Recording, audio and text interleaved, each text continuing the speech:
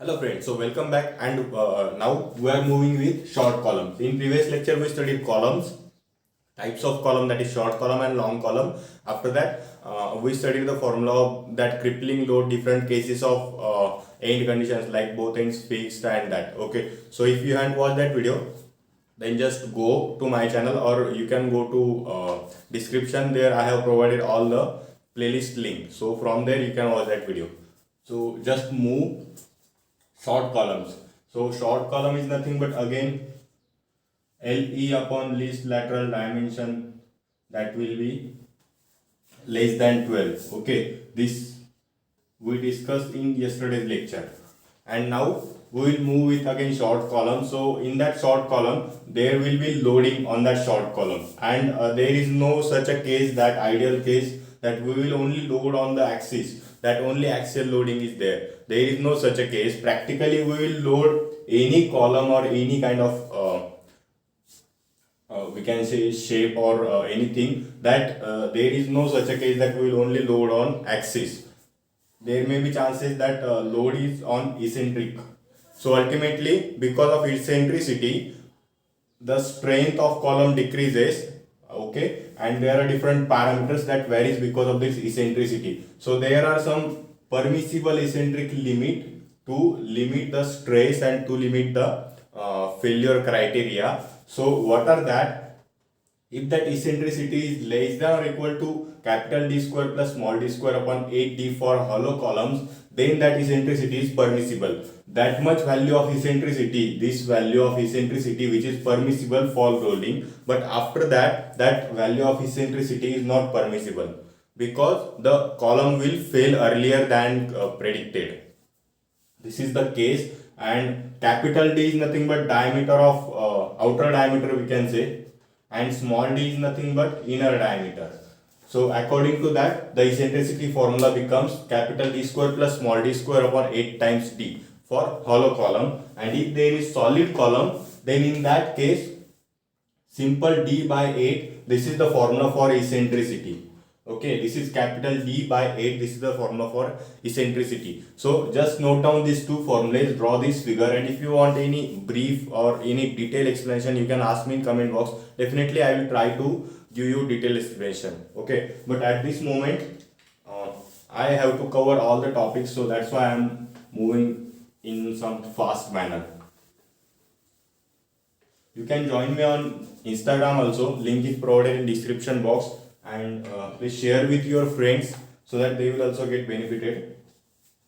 Yeah, so we was moving with short columns. In that we completed the topic, that is nothing but one, eccentricity, and now Rankine's formula.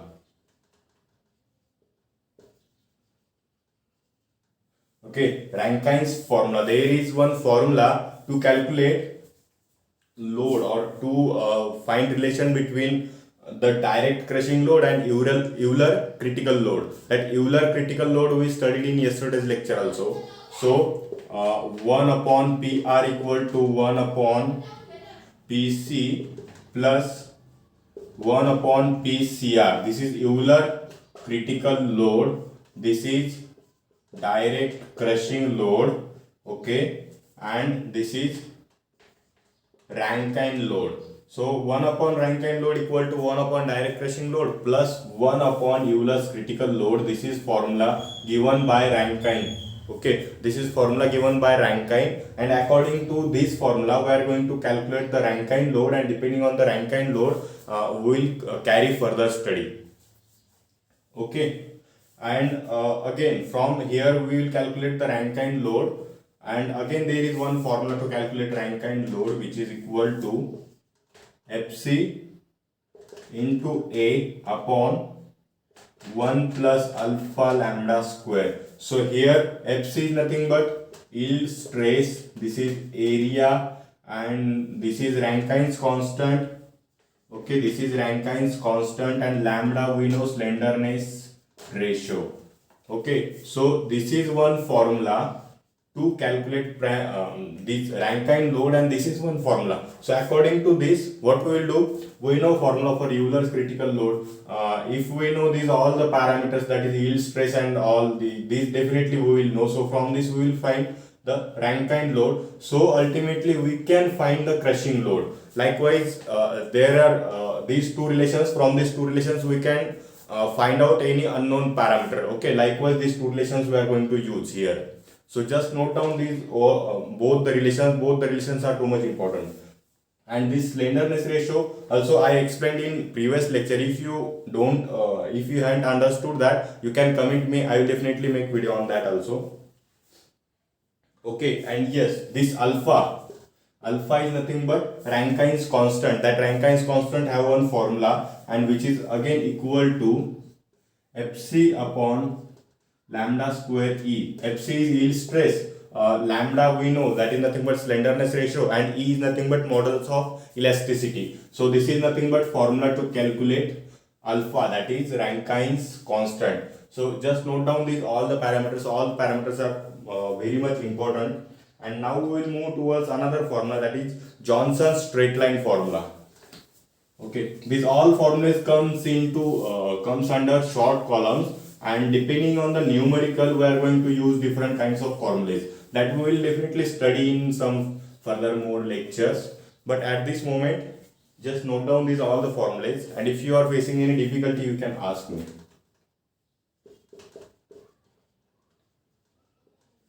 Johnson's straight line formula.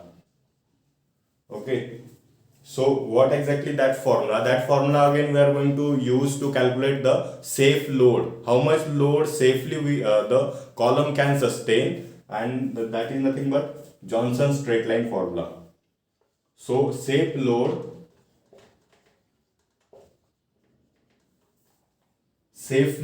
P, which is equal to cross section area into F minus n lambda. Again, n is one constant which is depends on material, what kind of material that column contains. Maybe that is aluminium or cast iron, or depending on the different kinds of materials, the value of n will vary. N is constant, lambda is slenderness ratio, and F.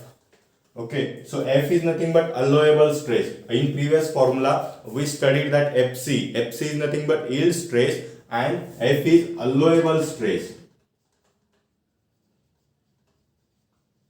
Okay, what's the difference between yield stress? That yield stress will be directly depend on the material, and again allowable stress will also depend on material, but allowable stress will somehow less than yield stress. That will depend on again factor of safety and all. So just consider this is as allowable stress, and that was yield stress. So don't confuse between these two parameters.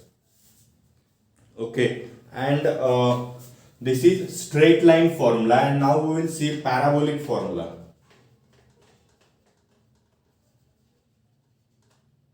Okay, firstly we have studied straight line formula. This is P equal to A into F minus n lambda. This is straight line formula. There is one formula that is nothing but parabolic formula also, same for safe load, and which is equal to A into F minus B lambda square. Okay, here you can see this is only lambda. Here that lambda replaced with lambda square, and that n is replaced with another constant which is B. It is also one constant, and that will be given to you in numerical itself. So this is B, this is lambda, this is again allowable stress, cross section area, and P is nothing but our safe load. So note down this formula and this formula, and now we will move with eccentrically loaded columns. Till now what we have done, we have firstly gone through what exactly eccentricity, then we gone through the Rankine formula, then we gone through the Johnson's formula. Okay, and now we will say we will study that there are some different schemes to govern the short columns. So what are that? There are nothing but Euler's formula, then Rankine's method, then second method, and Perry's formula. So in all these four cases I have given you now, that is nothing but Euler's formula, Rankine's method, second formula, and Perry's formula. But depending on the conditions, different conditions we are going to use. But again, in our syllabus, there is only one, that is nothing but Euler's formula.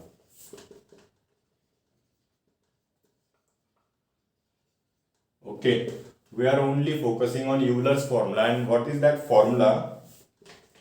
Sigma max, which is equal to P by A plus M by Z. This is again safe load cross section area, and this is M. M is nothing but PE sec of LE, that is effective length, into under root P upon EI. P upon EI. So note down this formula. Okay.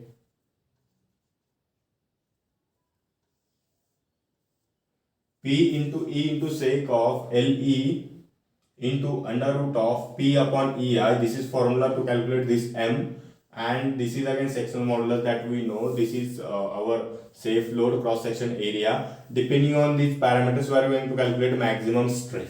Maximum stress that the column can sustain. Okay, and this is nothing but Euler's formula. So this is all about today's lecture, and now we will move towards our last topic of lecture, that is nothing but bonus point. So if you are facing any query or any question, you can ask me in comment box, or you can just connect me on Instagram also.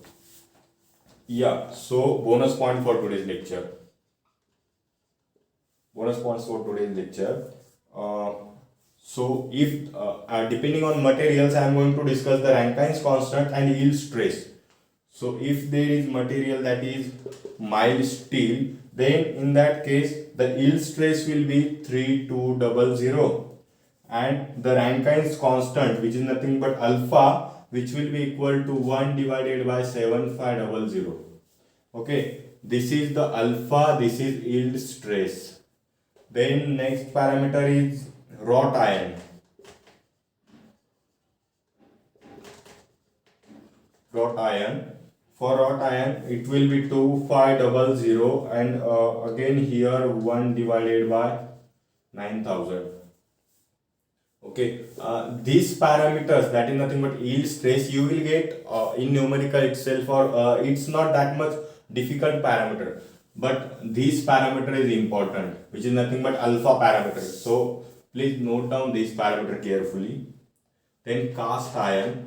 For cast iron, it will be 5500 and 1600. 1 divided by 1600. So I have just considered these three materials here because cast iron, mild steel and wrought iron, we are going to use these very popularly. That's why I have taken only these three materials, and the alpha values for these three materials, please note down these values.